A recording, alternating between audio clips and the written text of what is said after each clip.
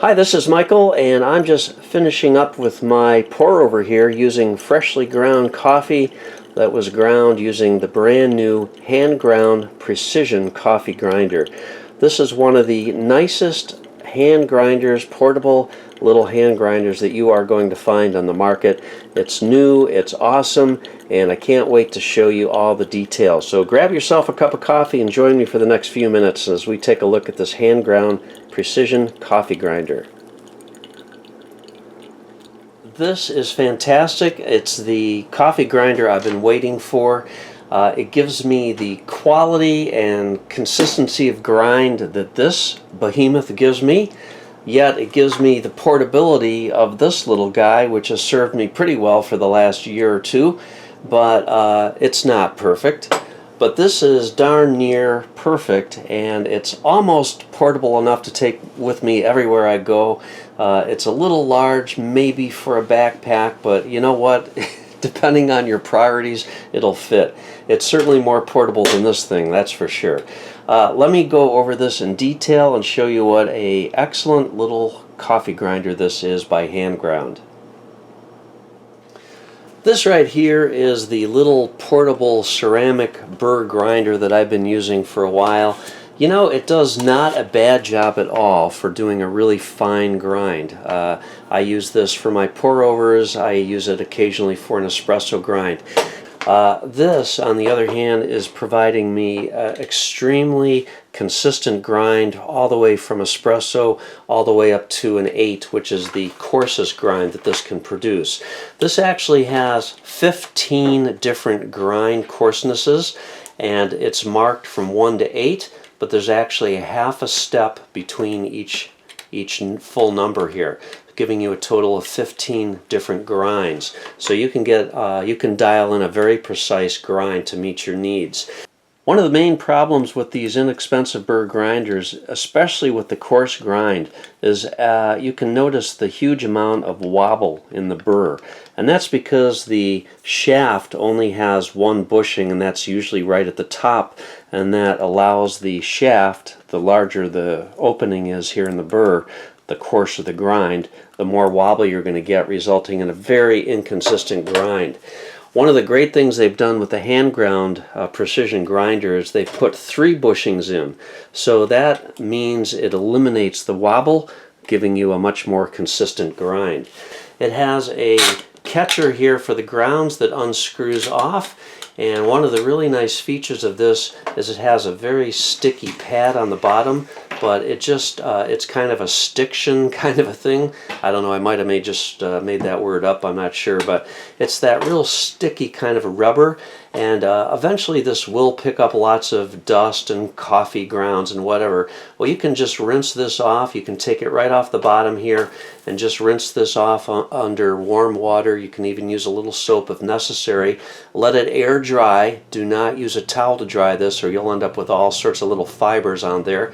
Just let it air dry. After a few minutes you can just stick it right back on there, and then this provides a very sticky surface for this when you're actually grinding your coffee. This thing is a Kickstarter project, and that's how I got mine, and I waited over a year to get this, and I'm so excited because it is exactly what I was hoping for. A very high quality, consistent coffee grinder.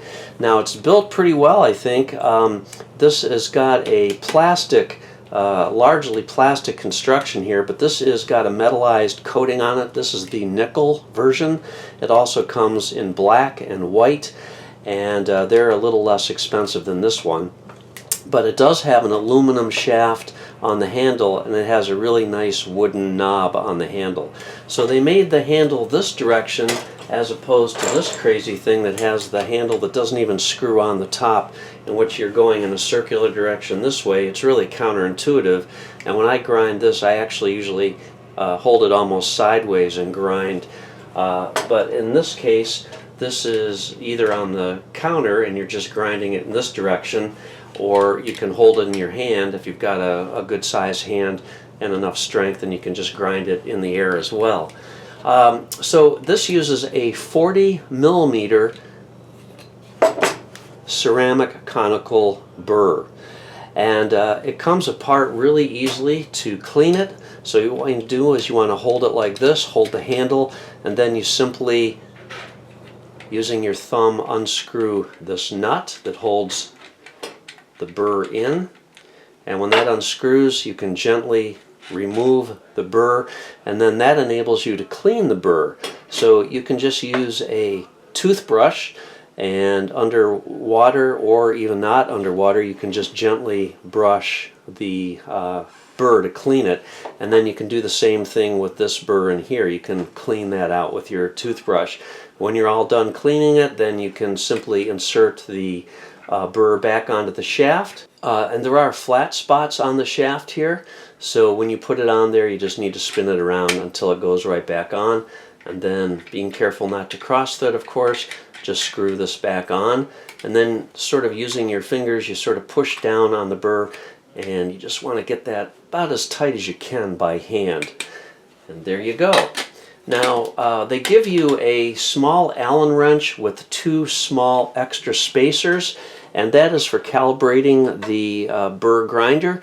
The way you want to check if you need to calibrate it, and you probably won't, but move this down to a setting of 2, and when you turn the handle, you shouldn't hear any noise, really. You shouldn't hear the burrs grinding against each other. Move it down a half step to 1.5. At that point, you might just barely hear a little grinding noise every once in a while. We'll move it to 1, and now you should hear that? Those are the burrs actually rubbing against each other, and you want that just barely to be happening at 1. If it's not happening, that's when you might want to use one of the spacers, and basically that is going to create the stainless steel shaft here to be raised up a very small amount, and it will cause those burrs to get a little bit closer together. But most of you aren't going to have to do that, so right out of the box this thing is ready to go.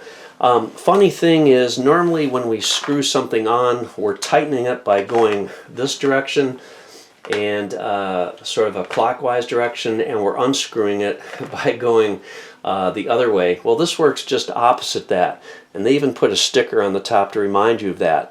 I didn't see the sticker, and of course I'm like an idiot trying to unscrew this, and I'm going, you know, just nothing could happen. And then I saw that I was actually supposed to be going the opposite direction. Well, the reason they did that is because when you are using the grinder handle here, if it were the conventional direction, you'd be actually loosening this up all the time, and that obviously would be counterproductive. So anyway, you remove this, the hopper here, really cool here. They have these markings. This can hold 100 grams of beans, and each mark represents roughly 10 grams. So if you don't have a scale and you're measuring your beans, you can just use these markings as a guideline as to how many beans you need to grind. So that is one of the reasons I love this grinder. Now I'm going to grind just enough beans here to do a pour over, so I need about 27 grams of beans. So that means each line is 10 grams, so I'm going to fill it right up to the 3rd line, and that'll give me about 30 grams of beans. 27 is what I'm looking for. One of the nice things is they give you this magnetic disc, so this will adhere to your refrigerator or any ferrous metal material, and this shows you the different brew methods, and this is going to give you the recipe for how many grams of beans you need for a corresponding amount of water depending on the brew method you're choosing. So you've got espresso, for instance, AeroPress, pour over. You've got a French press, which is your coarsest at 8. So since I'm doing a pour over, I'm looking at a setting of about 3.5 to 4, and I need 27 grams of beans to go with 12 ounces of water. That sounds about right to me. So I've put the beans in the hopper already, and I've up to 3 lines here, 27 grams of beans. Each line represents roughly 10 grams of beans. And I like to hold it in my hand while I grind it, but you can also do it just on the counter. The sticky bottom again is going to keep it from sliding around, and you know, it's going to take probably about 2 minutes or so to grind this amount of beans. So I'll just grind away here, and we'll come right back as soon as I've got my beans ground. Alright, I'm just about finished here, and for the record it took me just about 1:45 seconds to grind the 27 to 30 grams of beans. A couple more turns here and they should be all set. One thing to remember is with the burr grinder, or ceramic burr grinder, you don't ever want to go backwards. That is a really good way to destroy the burrs, so just always go in the clockwise direction.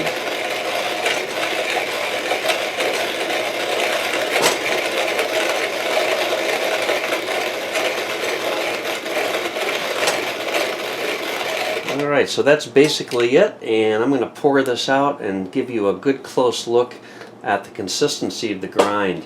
And it really is, oh gosh, it's beautiful. Now I know I've read a few complaints. People say that once you take the catcher off you can't really balance this. Well, you can. You just tip it upside down. It's really not a problem at all. So check this out. This is a setting of 3.5. Look at that. That's just unbelievable. That is actually, I think, a better consistency than I'm getting out of my really expensive burr grinder.